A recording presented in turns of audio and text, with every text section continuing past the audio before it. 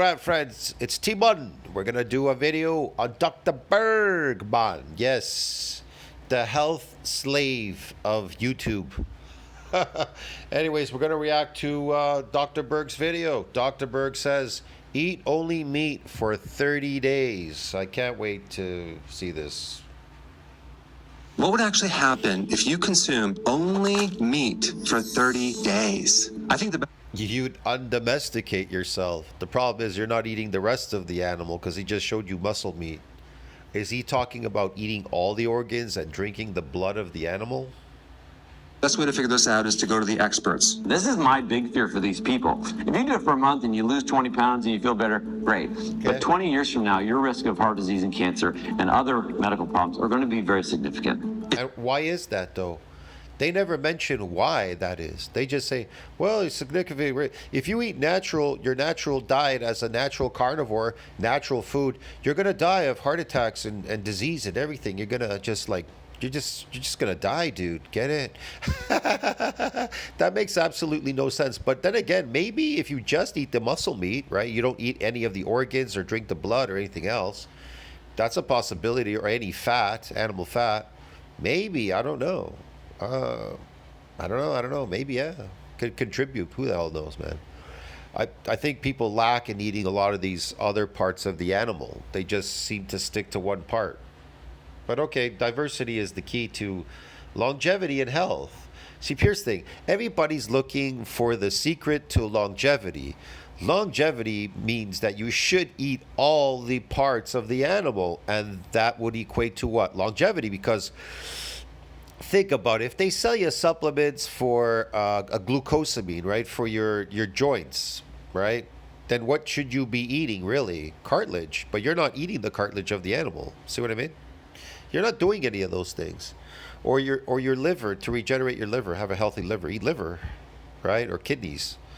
What about having healthy blood in your body? Eat beef blood. Yeah. Uncooked beef blood, natural. It's very difficult, if not impossible, to debunk the carnivore diet or eating meat short term because people lose a lot of weight. It's hard to debunk eating the carnivore diet short term. That makes absolutely no sense. Everybody's carnivore. Everybody's eating meat in the world, bro. Anything else they're eating outside of that is considered a diet. Everybody knows this. This is what they do. This is just like a playbook that even the tobacco industry used, and that is to seed doubt or uncertainty. Yes, it works in the short term, but seed doubt or uncertainty. Yeah, but the tobacco industry, they promote unhealthy things like smoking cigarettes. Gonna convince you it's healthy or what? we don't know. Long term, it might be very dangerous. If you are a carnivore lover and you really love the carnivore, please organize a randomized control trial and please show us somehow that A, it's going to help in the short term, but B, more importantly, the long term. A year-long investigation of 2 people in Bellevue Medical Hospital who are eating an exclusive carnivore diet. And during that period of time, these people experienced no negative effects, no dangerous changes in blood pressure, kidney function. They only experienced good things, a little bit of weight loss, and came out of the study saying that they felt better than when they started. Has there been anything since 1930 with more than 2 people? Discouraging people from even trying it. While we spend $4.7 trillion on our healthcare, and what do we have to show for it? A lot of chronic disease. We've tested this balanced diet for decades. And on the flip side, yeah, that diet's fake, man. Carbohydrates. we had the longest trial ever in history. It's called evolution. Hunter-gatherer. I agree with him. Yes, that's right. Hunter and gathering. What were they gathering? Well, if they weren't hunting, I guess they were gathering because they were starving. Ate a lot of meat for a very long time. And we You'd think that animals would just hang around knowing that humans were there. They were going to hunt them. No, they took off. You had to go after them, man. That wasn't so easy. survived. In fact, we thrived. What's new in our diet is Pop-Tarts. It's the seed oils. Yes, we thrived. These aren't new foods, man. This is slave food, bro. Peasant slave food. When someone starts to eat just meat, okay, nothing else, the first thing that's going to happen is they're going to lose a lot of excess fluid. And some people say, Wow, so if you feed a dog like an unnatural diet, human fake whatever diet, slave food diet, and then you put it back eating natural meat food like meat, oh, he too will lose weight and become normal again too. How interesting. Wow, okay. What a study. say that's a bad thing if you're losing too much fluid, but you have to realize that if you're on a high carb diet, you're carrying around a tremendous amount of extra fluid. And so getting rid of that is actually a healthy thing. Because we drop our carbohydrates down to zero, Yeah. we enter into ketosis. We start losing weight like we've never lost weight. I love this. When we drop our carbohydrates down to zero, well, you shouldn't be eating carbohydrates to begin with, right? It's kind of obvious. You're doing something artificial.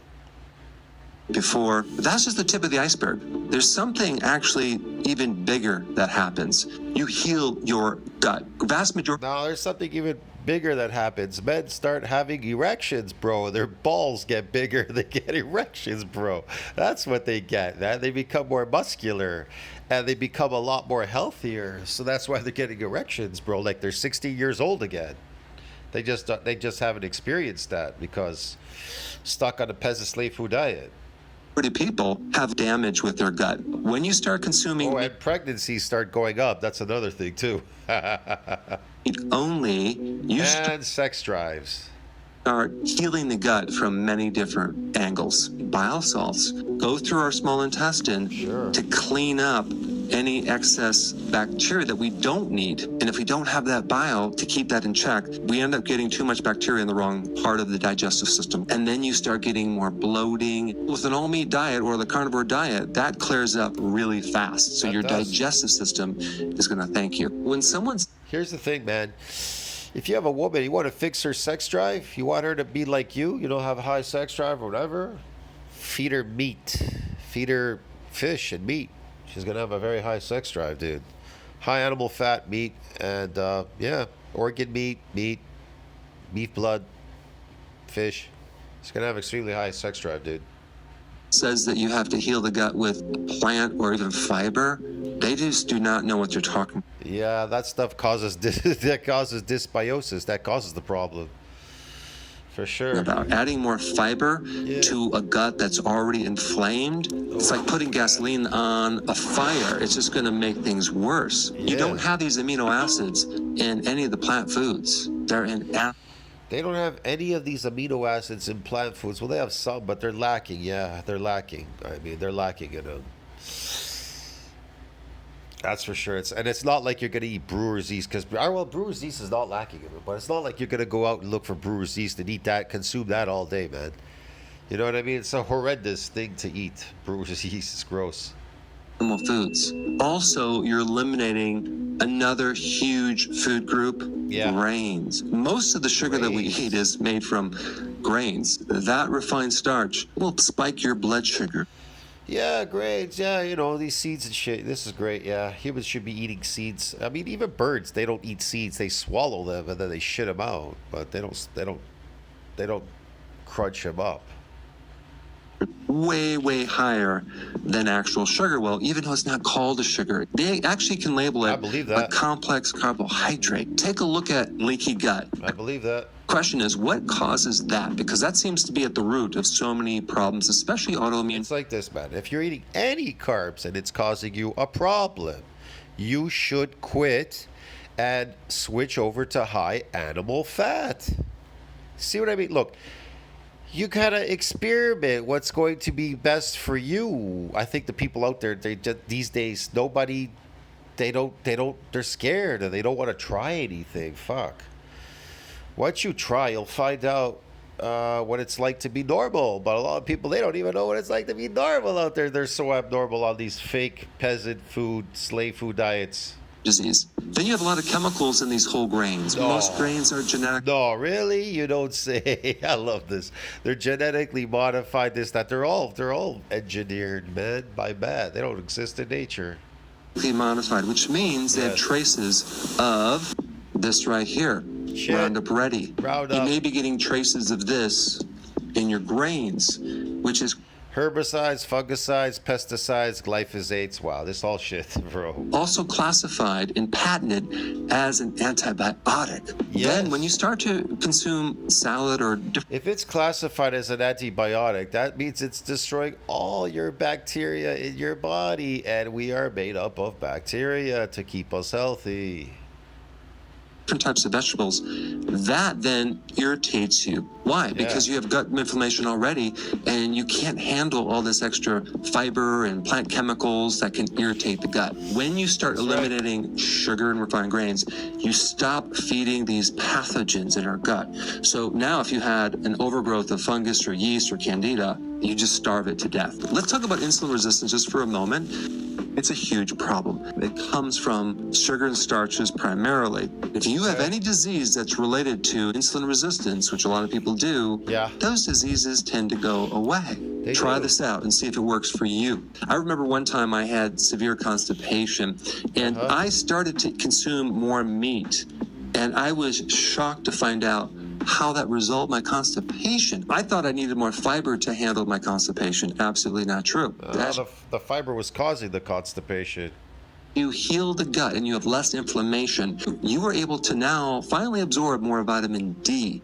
Vitamin D mainly gets absorbed in the small intestine. And if you have inflammation, that shuts it right down. You're going to need to take higher amounts of it over a period of time, because it's the vitamin D that really corrects this imbalance within your immune system. Because you heal your gut, you instantly heal your brain. I'm talking about any type of lowered emotional symptom, whether it's anxiety, depression, all those things start to improve when you start to eliminate the refined grains and sugar and you start eating more meat. We're mimicking millions of years of evolution of what we ate back in the day. We make it out to be some ridiculously dangerous thing that, oh my gosh, we don't know what's going to happen long term. We have the argument, well, the meat diet is just too unsustainable. Maybe it is, because you want carbohydrates and gaining weight and trying to get rid of all these metabolic problems with medication instead of food. A couple last points about an all-meat diet. Eat the whole animal, which includes bone broth and the skin and the organ meats. That's what I was saying. Eat the whole animal. Drink the beef blood, eat the organs, a bunch of stuff, the skin, the muscle meat, all of it. The other thing I would recommend is fish, shellfish, eggs. I mean, thinking when people buy rotisserie chicken or they eat chicken, the insides are all like taken out of these chickens, or they eat chicken breast or whatever. They never eat the chicken hearts or the organs or the gizzards, or these are the best parts. The gizzards, the hearts, all these parts are the best of the chicken. But they don't eat that, bro. They just eat the fucking muscle meat of the chicken. Yeah, it's crazy. I hope you now know that if you were to consume meat long term, Boy, if you were to try chicken hearts, they're amazing, man. They sell them in these little packages. All the little chicken hearts are in there. You can buy them in packages. They're so cheap, man. You just cut them up. You can even put it in a soup if that's what you like. Put them in a soup and eat them as a goulash or something or whatever. I think it was, what is it? Goulash. When they make goulash, they make it with chicken hearts and shit like that. They put it all in there. It's amazing. Not only would it not be harmful to you, it can be extremely healthy for you.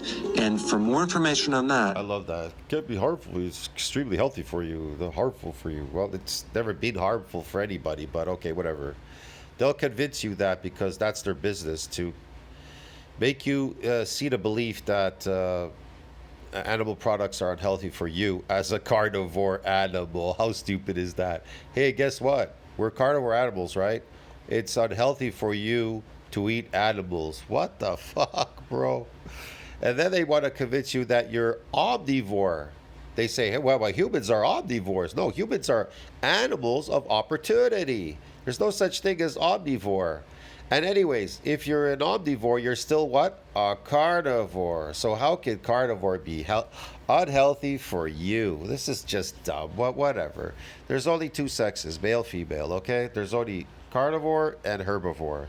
Anything in between, you are an animal of opportunity, because even herbivores have been found to eat meat if they had to. All right. That doesn't mean that they're omnivores as well, these herbivores. That's just stupid. See you in the next one, friend. Tell us what you think about that. Like, subscribe, support the channel. Dr. Berg. See you in the next one.